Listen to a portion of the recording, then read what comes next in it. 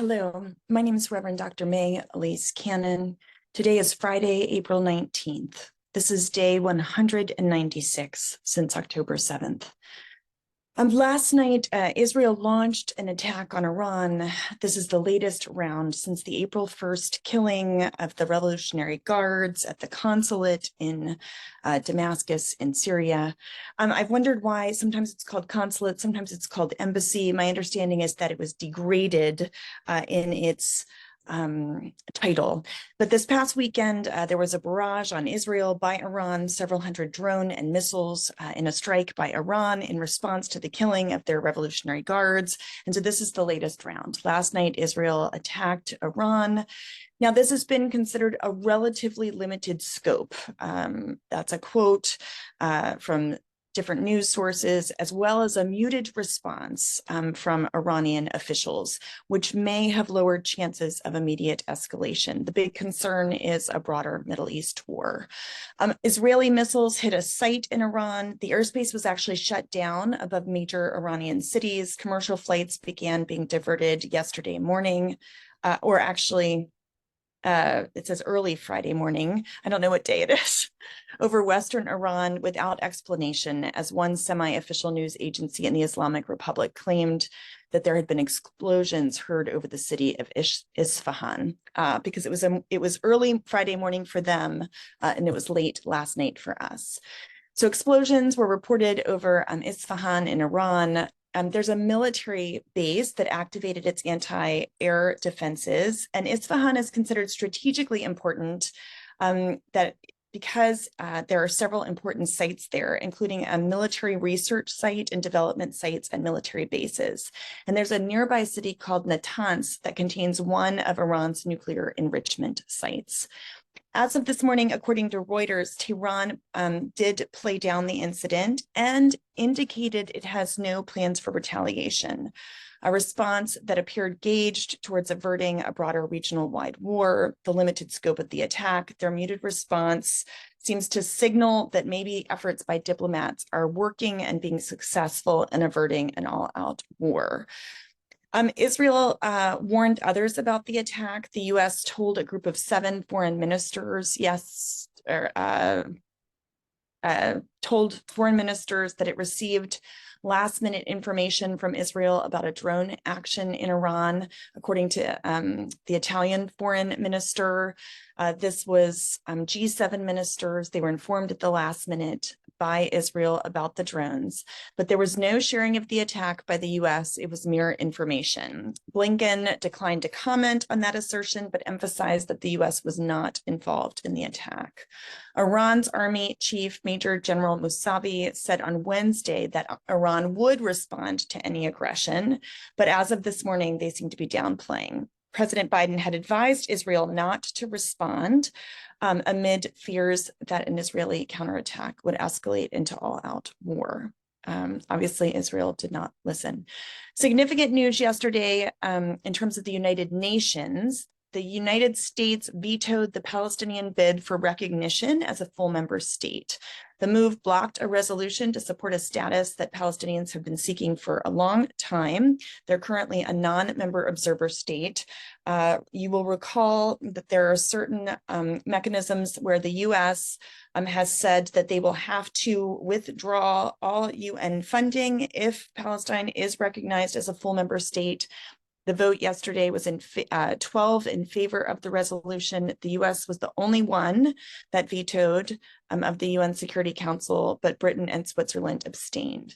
The Palestinian envoy, the equivalent of the ambassador, but the envoy to the UN, Riyad Mansour, said to take that full member status is an effort for Palestinians to take their rightful place among the community of nations. And after the vote, he was visibly upset, and he delivered a passionate address asserting the Palestinian people's right to self-determination as a natural right, a historical right, to live in our homeland, Palestine, as an independent state that is free and sovereign. The Israeli Foreign Minister Katz said after the vote that the proposal was shameful and that terrorism will not be rewarded. The Biden administration has said that they would support a two-state solution, but not via the mechanism of the United Nations. And Thomas Greenfield, our ambassador to the UN, said that the resolution provides for the PA to be a member of the UN, but right now, Palestinians don't have control over a significant portion of what is supposed to be their state. It's controlled by a terrorist organization. I would just say, Ambassador Thomas Greenfield, much of their state is also controlled by the Israeli military.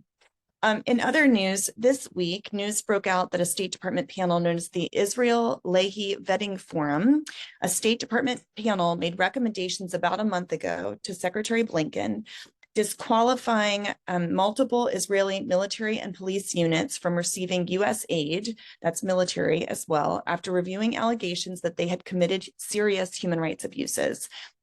According to the report, Blinken failed to act on this proposal in the face of growing international criticism of Israeli military conduct in Gaza. The incidents under review actually took place mostly in the West Bank, and they occurred before Hamas's October 7th attack. They included reports of extrajudicial killings by Israeli border police and incidents in which a battalion gagged, handcuffed, and left a Palestinian American man for dead, and the allegation that interrogators tortured and raped a teenager who had been accused of throwing stones and Molotov cocktails. Recommendations for action against Israeli units were sent to Blinken in December, said one person familiar with the memo, and have been sitting in his briefcase since then. This forum, the Israeli-Lehi Vetting Forum, is made up of Middle East human rights experts. It's named after Senator Leahy, a Democrat from Vermont, who authored the Leahy laws in 1997 that require the U.S. to cut off any foreign military or law enforcement units from battalions of soldiers or police stations that are credibly accused of flagrant human rights violations. The Guardian reported that the State Department was reviewing incidents, but had not imposed sanctions because the U.S. government treats Israel with unusual deference, which is important to acknowledge. You know, the U.S. right now is increasing sanctions on Iran. The U.S. also took major steps in terms of voting to provide Israel with a $26 billion in emergency assistance. This is a procedural measure needed to clear the path towards votes. This is in the House on the foreign aid package. So this was Johnson's bills that are now 4 separate bills. The vote passed by a total of 316 to 94, 55 House Republicans and 39 Democrats, including isolationists, GOP lawmakers skeptical of Ukraine aid, and progressive Democrats skeptical of unconditional Israel aid voted against the measure. The official vote is going to be held tomorrow afternoon, and upon passing, it would go to the Senate for a vote, and then if the Senate passes, Biden would sign the bill into law. In Israel, relatives of hostages held in Gaza blocked a major Israeli highway, calling for the release of hostages. This is Highway 1 heading east, and they're right now, this is happening right now, and are attempting to start a bonfire on the road. And the U.S. announced sanctions against Benzi Gopstein, a prominent far-right Israeli activist, and also an advisor to the National Security Minister, Ben-Gvir, in Israel on police matters. The EU also imposed sanctions today on 4 Israeli settler activists and 2 extreme right-wing organizations, the Lahava organization led by Gopstein, who was convicted of inciting racism and is close to Ben-Gvir. All of this, and we're still not talking about the details of what's happening in Gaza. And so may we keep in thought, mind, and prayer as we go into the weekend, every person around the world that is struggling for food or water or basic needs. May we pray that bombs stop falling, that wars stop being fought, that anyone who's perpetuating violence would lay their weapons down. The death toll in Gaza is now at 34,012 people. And at least 76,833 people injured since October 7th. May God go before us, and may we continue to pursue peace.